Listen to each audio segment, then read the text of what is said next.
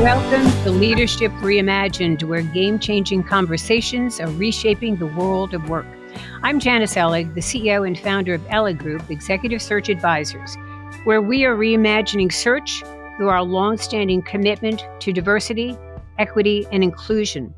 On today's topic, 2023 Priorities and Predictions for the C-Suite, I am honored to welcome visionary Kevin Oakes, CEO and founder of the Institute for Corporate Productivity, I4CP, a prominent global human capital research company and ranked among the fastest growing companies on the Inc. 500 5000. I4CP, whose clients include Amazon, Nike, and Microsoft, is the leading authority on next practices in human capital and produces more research than any other human capital research firm in the world. Kevin was on the Association for Talent Development, now ATD, board for 5 years, and he served as chairman in 2006. He's on multiple boards, including the board of Proformative, Best Buddies, Washington, D.C., and also the advisory board of EdCast, Guild Education, and Sanctuary. A frequent international keynote speaker on the strategic use of human capital, Kevin is the author of Culture Renovation, 18 Leadership Actions to Build an Unshakable Company, and is the co-author of the Executive Guide to Integrated Talent Management. We have much to cover, including many good points in his book, and as we summarize at the end, Kevin will give us some of his key takeaways and what you don't want to miss and what we all need to do in leading companies.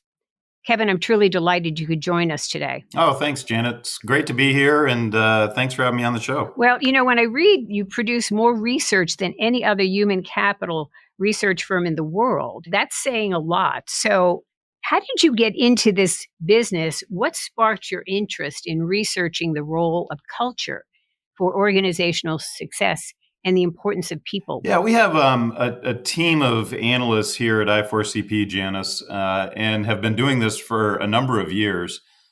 Culture has always been a thread throughout a lot of the research that we do. And we really research almost every topic you can think of underneath the human capital or HR umbrella. I've always been fascinated by the impact that a healthy culture can have on an organization. And as a result, we've conducted some pretty seminal studies on that subject. The one that really fueled the book was one of the largest culture studies that I'm aware of. We had over 7,000 organizations participate in that study. And the basis of it was understanding that most companies who try to change their culture fail, and most fail miserably.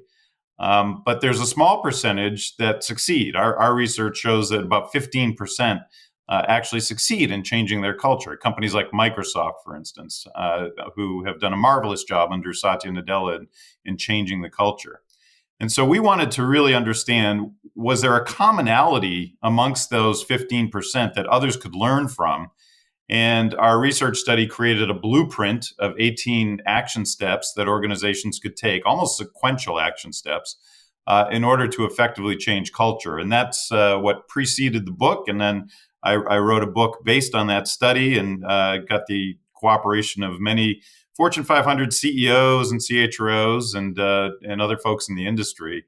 And so I'm just thrilled that the book's been so well received. Culture renovation is more about not just starting from scratch, ground up, and trying to transform, but really spearheading certain different practices, right? And so how does that apply like during the pandemic?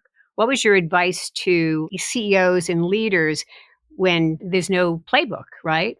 And Right. They had to be agile and they had to pivot, sort of the what if scenarios that P&C companies go through all the time. What was your advice to companies during that pandemic? I think the pandemic showed every organization how important agility is.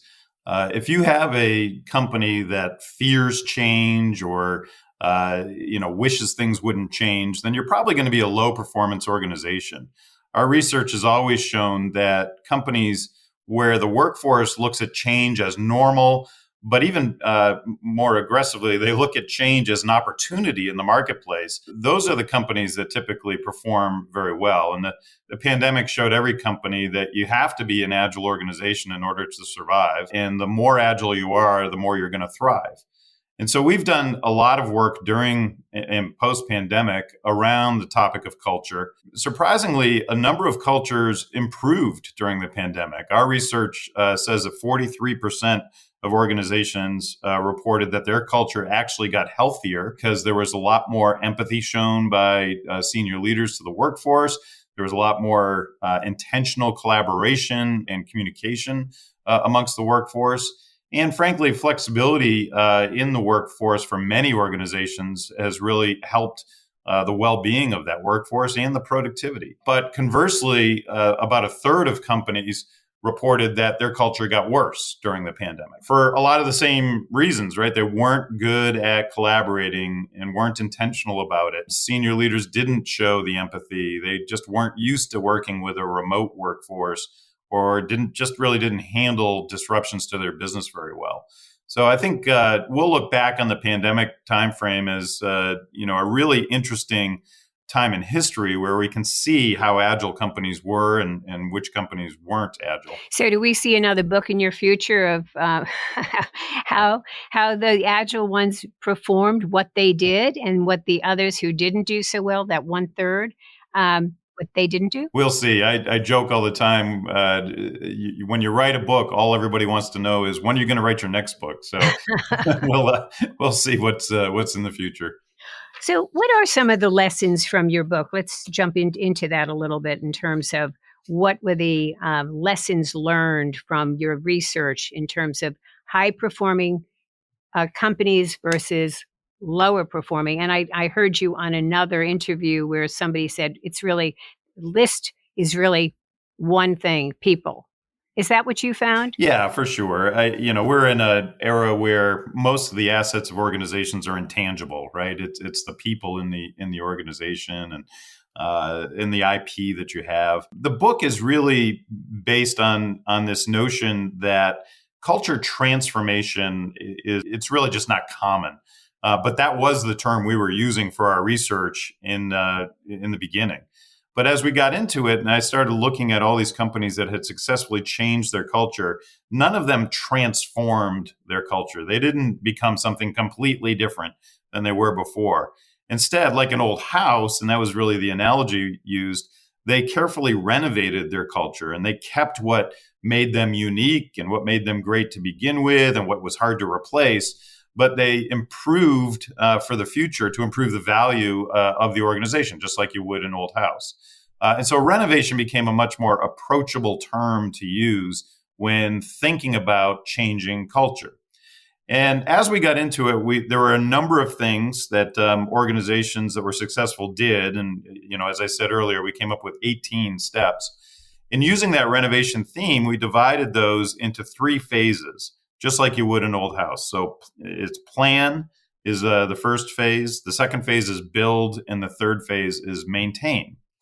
And understanding those phases is important because I think the natural reaction for a lot of new CEOs or just executives who are trying to change culture is to dive right in and start building the new culture. But like an old house, you wouldn't just run into the old house and start knocking down walls without a plan, without a blueprint, because eventually you're going to take down a load-bearing wall. And the same analogy holds true in organizations. If you do it without careful planning, you're likely to destroy something that made that organization very unique. And so we carefully laid out steps under that plan phase, starting with listening to the workforce. And all of the companies that did a great job at changing their culture, they first really embarked on a comprehensive listening strategy to understand what are the issues and what's working well, what's not working well, underlying in the workforce. I tell this to senior executive teams all the time. The worst thing you can do is go lock yourself in a conference room and decide amongst yourselves what the culture is and what needs to be fixed, because you'll get it wrong. Things get filtered by the time it gets up to the senior executive team. And so you really need to take the time to listen and understand before you embark on anything else. And so as you go forward in your own company, you're an entrepreneur, you're building your companies also from scratch, some of them. And you're one of the fastest growing companies. How are you driving your own innovation and culture change within your company to continue to be a leader in your industry? Well, we talk about it quite a bit inside our organization. Now, we're probably a little bit unique in that I've got a lot of human capital experts, in the company, and they understand these issues. So it's a little easier to probably talk about these issues. But I think when you're building a company as an entrepreneur, and I've given this advice to many entrepreneur friends, as to be as transparent as possible is both the easiest way to build a company and a very effective way to build it. And I've been a fan of open book management for many, many years. And any company I've run, I've taken that approach where I want all the employees to understand all aspects of how we're doing as an organization. And so in my company today, for example, once a month, we go over all the financials of the company. How did we do versus plan? How did we do versus last year? What was our top line sales? What's our recognized revenue? What's EBITDA? And I've had to, teach a number of people what that means. But we look at that on a regular basis. And the reason I do that is because all the employees in our company are owners of the company. They all have equity in the company. I want to treat them like owners because I want them to act like owners because they are. And so when we look at these financials, I want them to understand what's happening within the organization. So it's not just my problem or my CFO's problem if there's a hiccup in our execution of strategy. I want everybody to feel that, and I want them to come up with creative ideas to address that problem.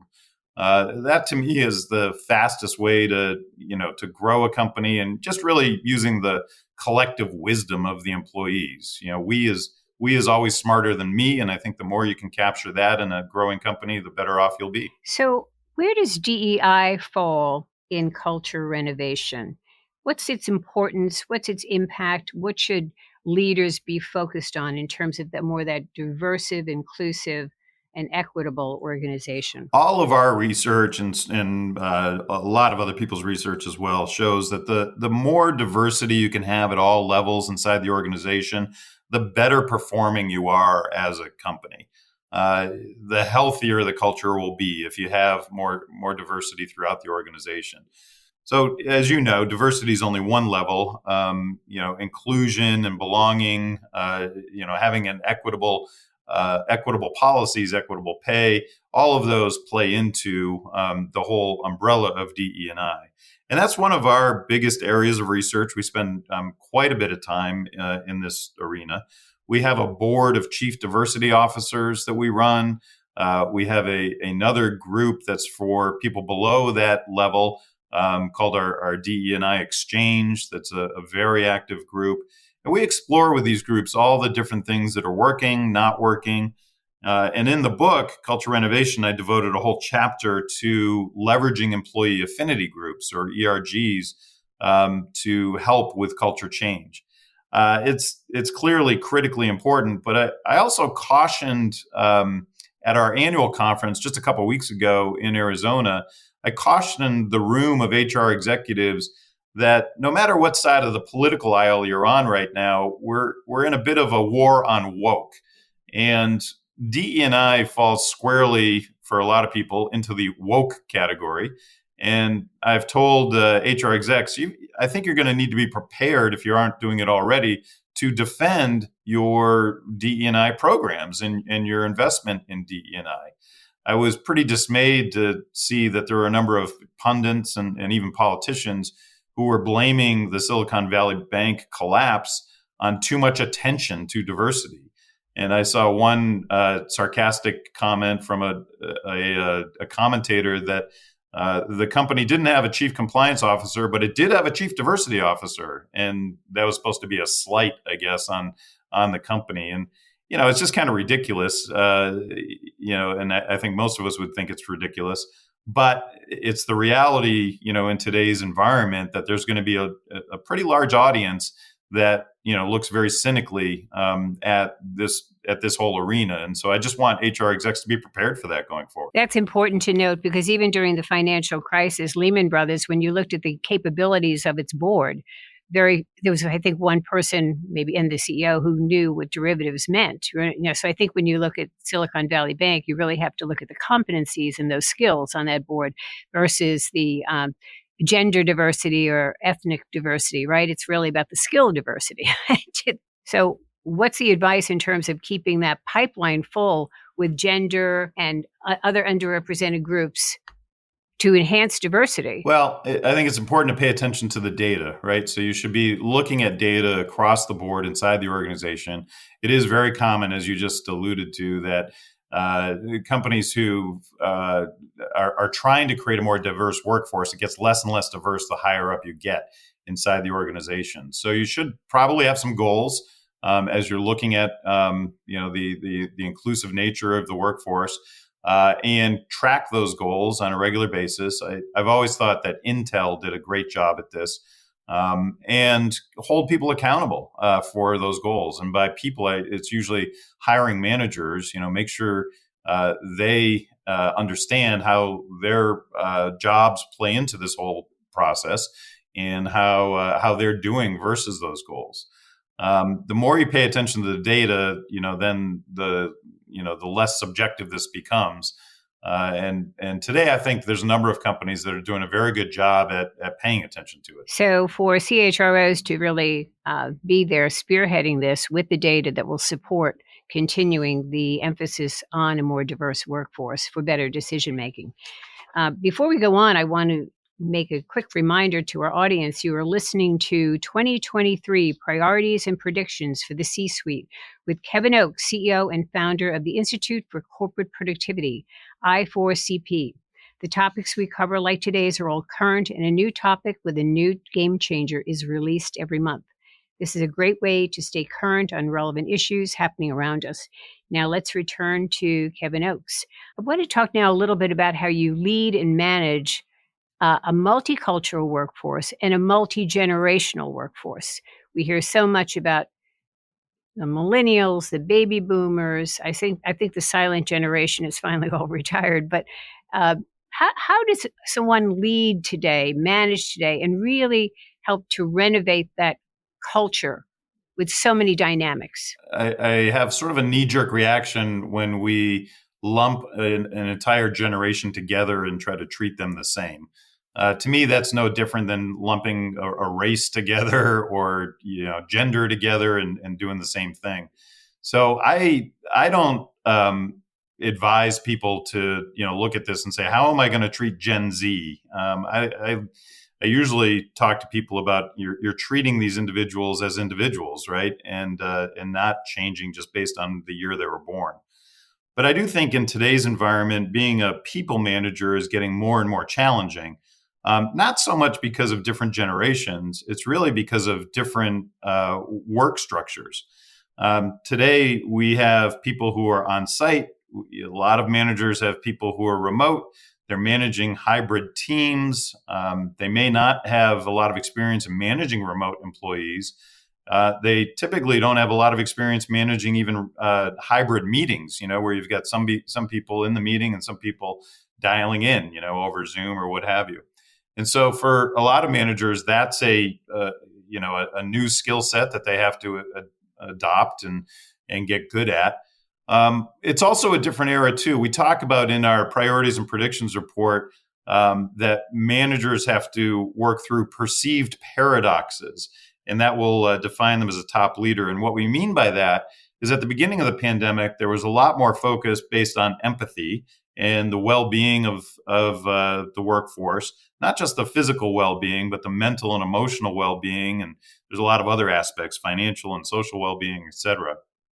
It wasn't that long ago where it was sort of taboo to talk about some of these issues with your employees. And today it's encouraged, but a lot of managers don't know how to do it just yet. So that's one element of managing, and the pendulum has swung a little bit from the empathetic approach at the beginning of the pandemic to now. There's a lot more focus on strategy execution and KPIs and OKRs and how are managers helping employees achieve their goals. So It's definitely a challenging time, Janice, and I think companies have to be prepared to help managers through it. Right. And so who owns that? Because if it's just the CHRO, uh, that won't work. If it's just the CEO, that won't work. Is it a team at the top? How do you really, renovate that culture with multiple generations, diverse workforce? Where's the ownership lie?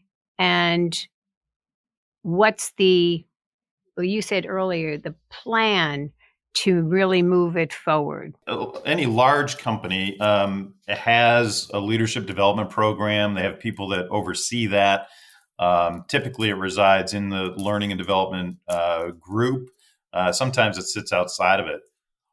But I think right now that's what they're wrestling with. They're wrestling with how do we help managers through a variety of techniques, right?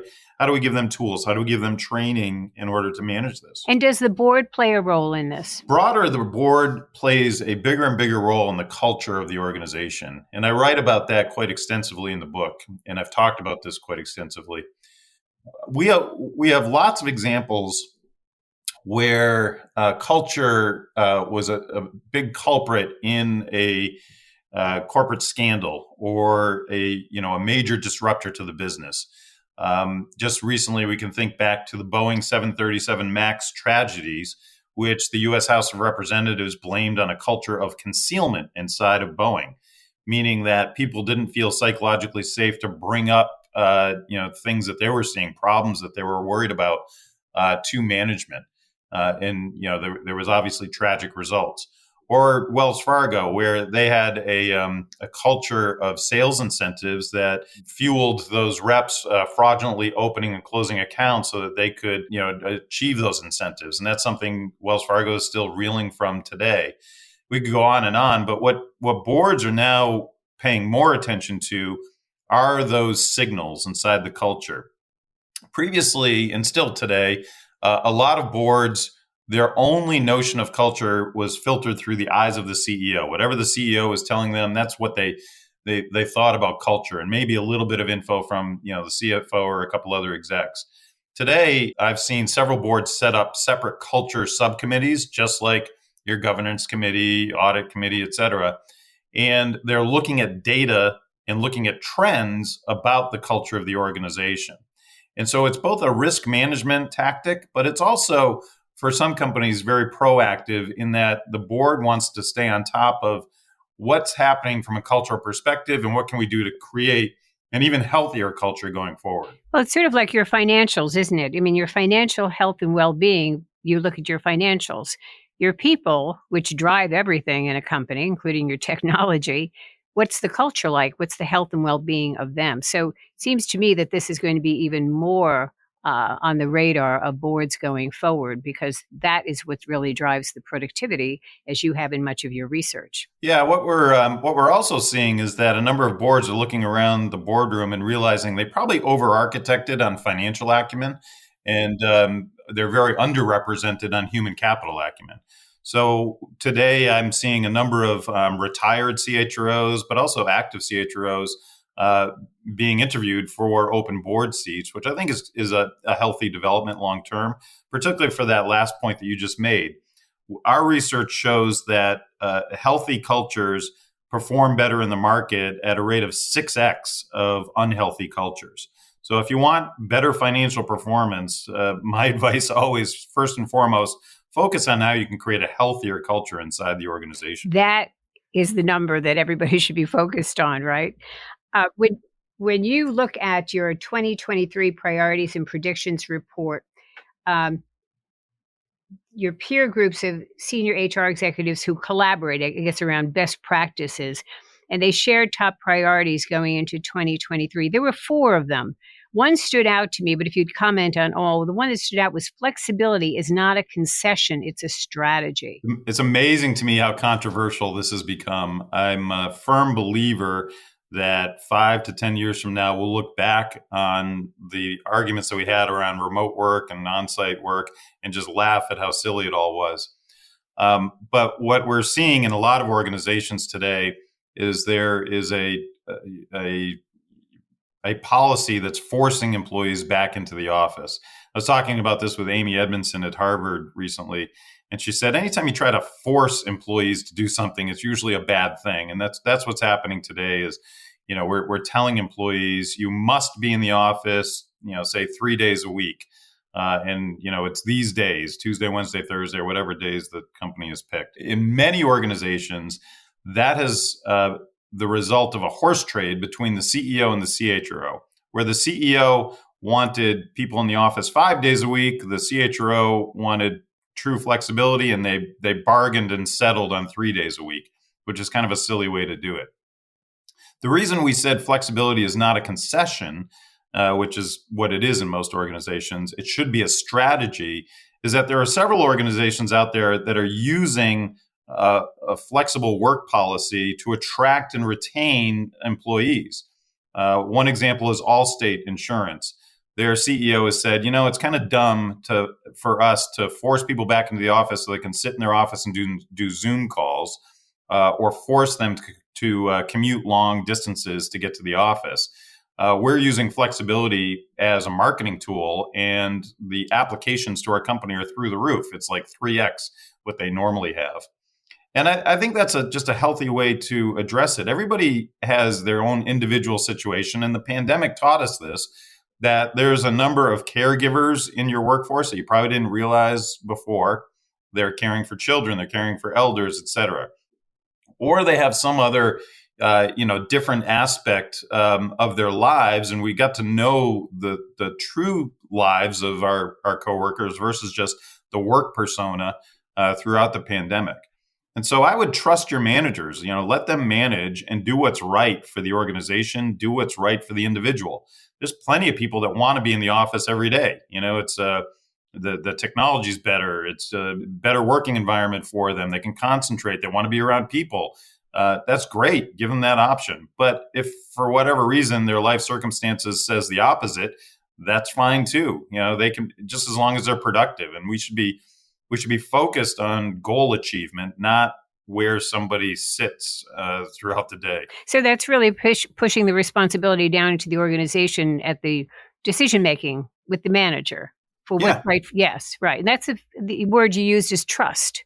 You got to trust your manager to make sure. And if the productivity is there, everybody wins. There's a huge lack of trust that's underlying this whole discussion, where, and our research has shown that the majority of senior executives aren't trusting the workforce, and the majority of the workforce isn't trusting senior executives because of some of these issues.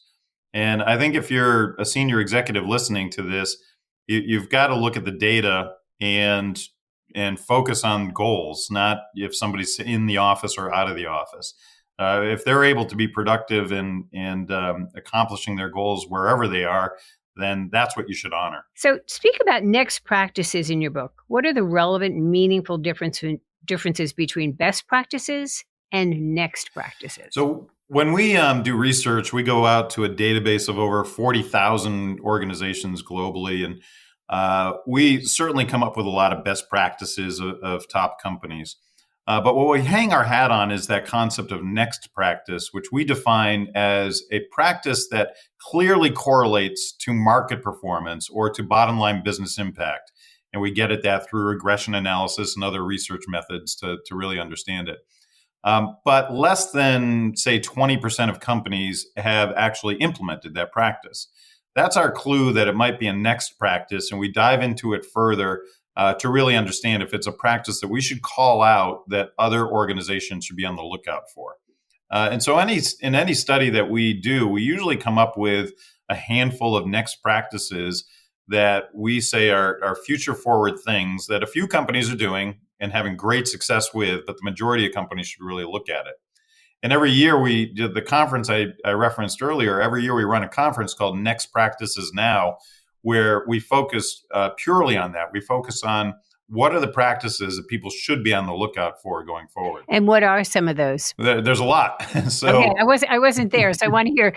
Just give us 2 or 3 or 4. Yeah. So we spent a lot of time at our conference talking about generative AI or Chat GPT, which is one tool in that space, and how it can be used in organizations. And so There's a number of companies that are using generative AI tools to automate tasks that I think previously just took up a lot of time but didn't take up a lot of brain power.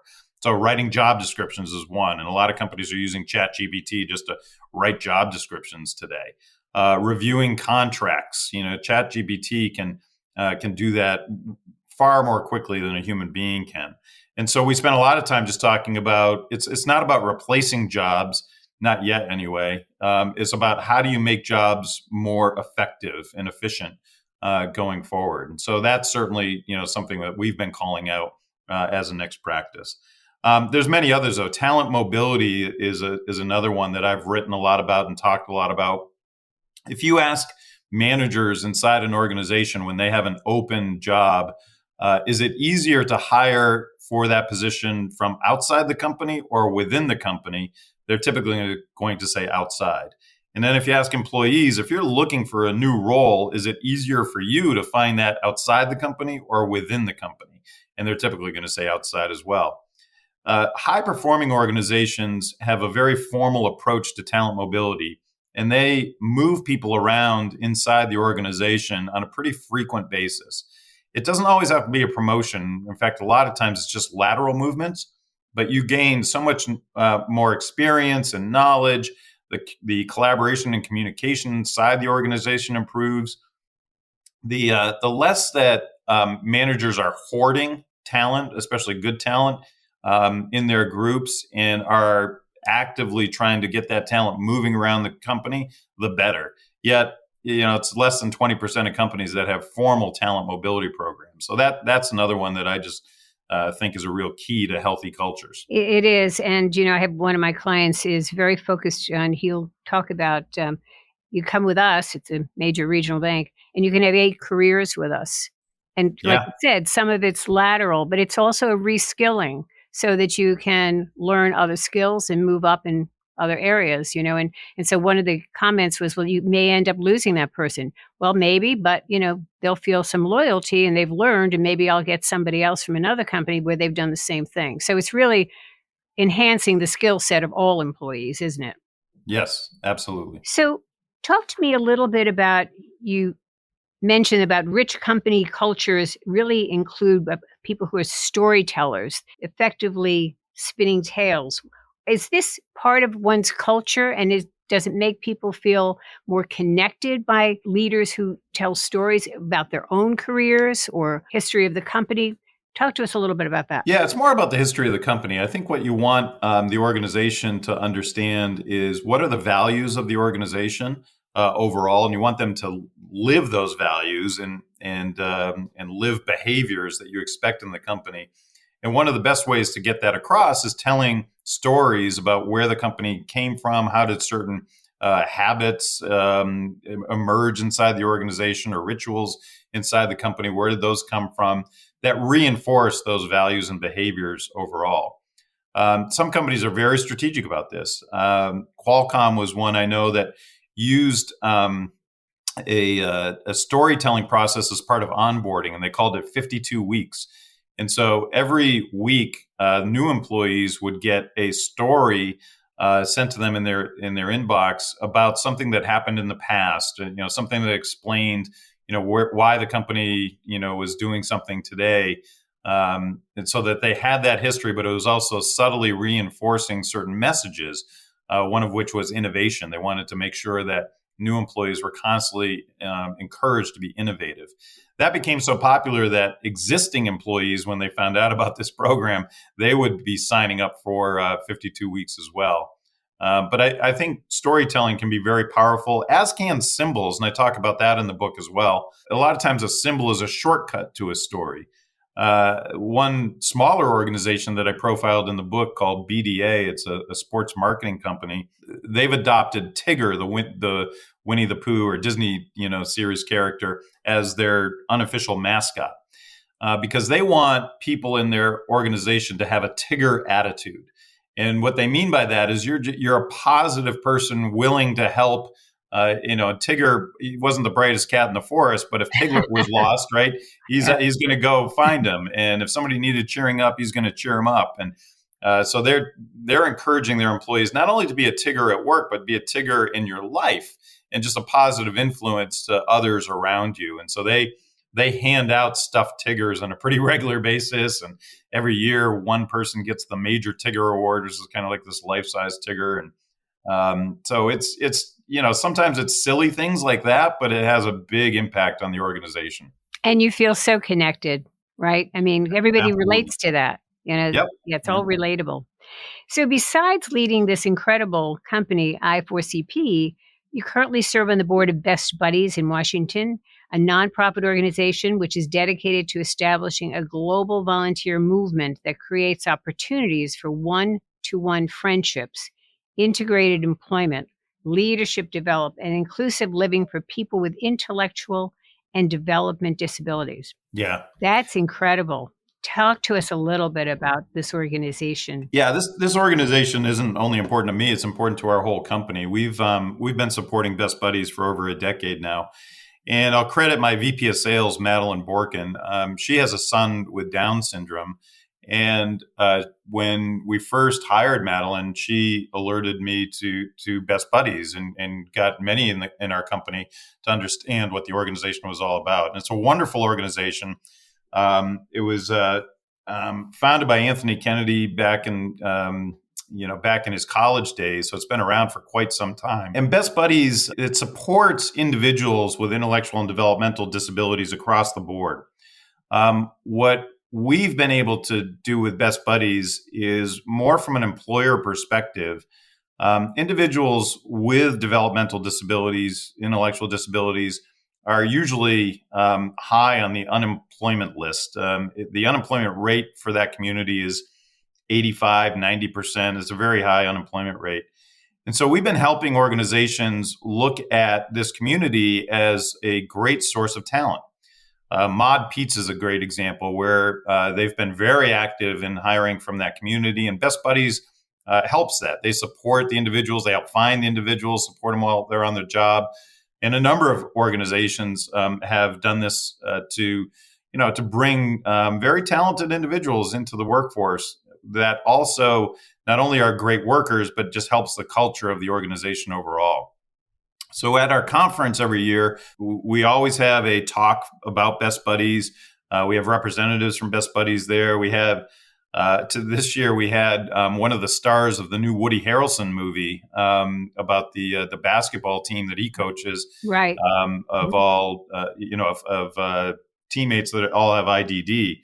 Mhm. And he gave a rousing speech at our conference, and we do a walk in support of Best Buddies. But for us at I4CP, it's just a cause that we all can rally around and support. And we do so both nationally and at the local level. And so what are your parting words? What do CEOs, CHROs, the leadership, the board, what do we need to do more of going forward? Because it's not just transforming, you're saying it's renovating. What are some key points you'd give to them? Yeah, don't let culture just happen. Be proactive about it, measure it, look at trends over time, and make improvements to it. You never plant a flag in the ground and declare victory on culture. It's something you've got to work at and continue to work at constantly. But the companies that work at it typically have very healthy companies and perform better financially. It's the companies that ignore culture and just under the guise that it's just going to happen. Those are the companies that oftentimes fall in that low performing category. So my biggest advice is don't be passive about this or even reactive, be proactive about it. I think everyone needs to own this, correct? It doesn't just rest with one individual, but it starts at the top. It starts at the top, but and as I stress in the book, you have to have cooperation of the workforce and a co-creation mentality inside the workforce. And there's a number of things you can do to create that, number of techniques that are outlined in the book. But you're absolutely right. It's not just one person's job. So I recommend that everybody read Renovation Culture, these 18 strategies. And there are many lessons in the book of companies and who are high performing and what they've done.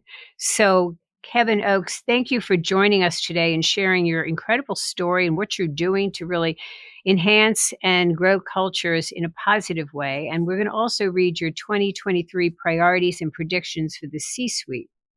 So, as CEO and founder of the Institute for Corporate Productivity, thank you so much for what you're doing for society and really people in general, and really raising everybody up in more productive, healthy, happier cultures. What you're doing is incredible, and I thank you for your time today, Kevin. Oh, thanks, Janice. To our audience, thank you for tuning in to another game-changing conversation on Leadership Reimagined. You can find me on Twitter, LinkedIn, or visit our website at elligroup.com. Thank you for joining us today, and thank you, Kevin Oakes.